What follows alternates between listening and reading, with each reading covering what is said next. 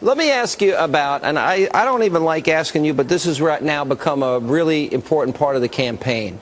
And the president's been lecturing this country repeatedly about the tone and civility, et cetera. And he lectures everybody. But he takes $1 million from Bill Maher. The president, we played it earlier in the program, says you can't attack children of presidential candidates or people in politics, which I agree with. But yet, Bill Maher, the guy he took $1 million from, attacked you. And I want to air this tape and get your reaction. It's no coincidence that the type of tree which God forbade Adam and Eve eating from was the tree of knowledge. Rick Santorum homeschools his children because he does not want them eating that apple.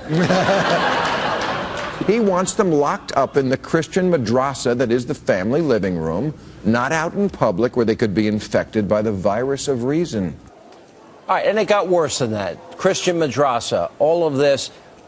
What do you think about the president taking $1 million, his PAC taking $1 million from Bill Maher? They have said they will not return the money, but yet they're lecturing the rest of the country on discourse and civility.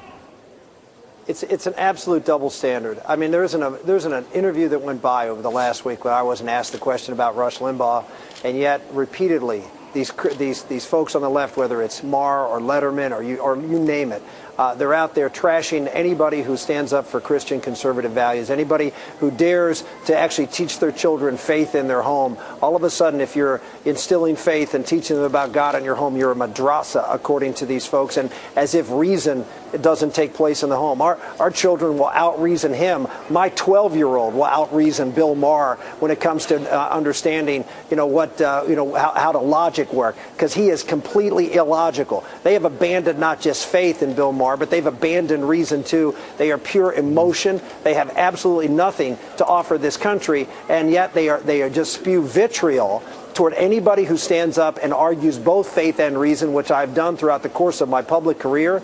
I look forward to debating when I was in the Senate, all of those folks on the left. You saw them, Sean. I remember Barbara Boxer, we would be debating bills, and by the end of that debate, she'd be out the door. She wouldn't want to debate with us. Why? Because we were the party of reason. The left is just spewing a bunch of emotion and trying to incite people and try to cast them down, and we're going to stand up for the things that made this country great, and that's science, reason, and faith. All of those have a role in the public square.